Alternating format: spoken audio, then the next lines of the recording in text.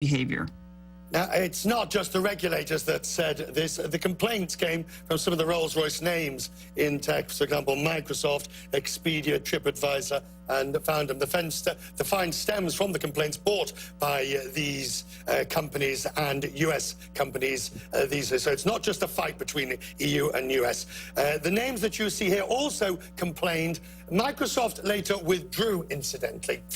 Also, you have Oracle, Yelp, Oracle, Yelp, News Corp, all made complaints with support from other companies, and they signed the letters to the commissioner supporting decisive action.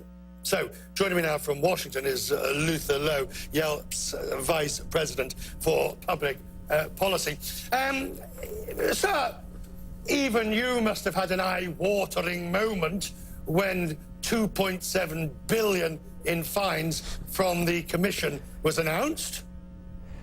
Great to see you again, Richard. So we obviously are pleased with the European Commission's actions here.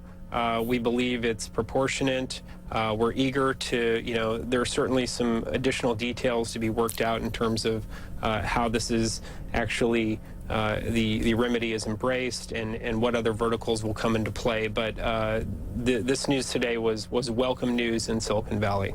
If we look at the sort of, and if we take the Apple tax case out of it, because that's slightly different at 14 billion.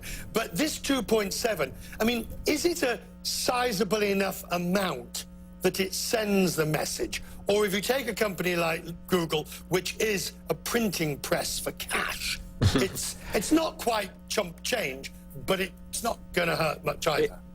Let's be honest, 2.7 billion is sort of a speeding ticket for Mountain View.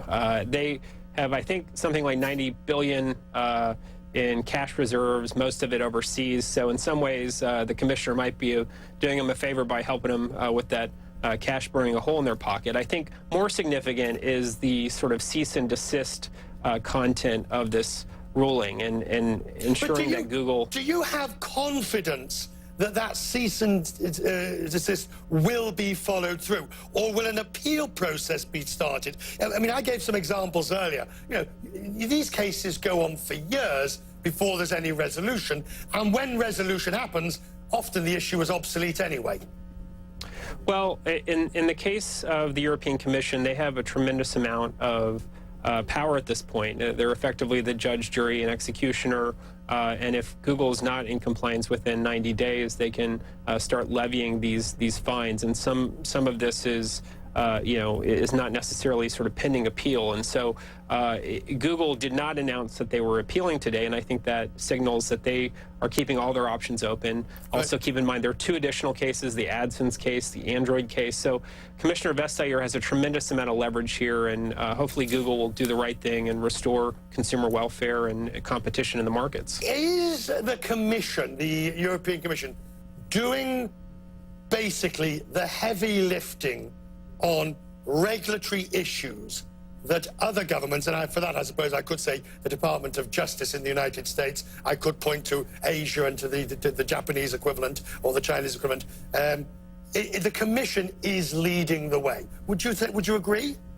Without a doubt, all these U.S. complainants that had to sort of pack up their suitcases and fly to Brussels and do meetings with the European Commission, all this started at the Federal Trade Commission in Washington, where I am. And the FTC under President Obama ultimately, against the staff recommendation, which later leaked to the Wall Street Journal, gave Google a clean bill of health. But now what you're seeing is that European consumers are poised to enjoy better protections than U.S. consumers. And so I think that creates a forcing mechanism for other global enforcers, be they in Brazil, be they back in Washington. And I think that, by the way, regardless of what party they're part of. So I think whereas there is some assumptions that a Republican administration might be a bit softer on antitrust enforcement, I think the fact that the White House was silent today on this speaks volumes.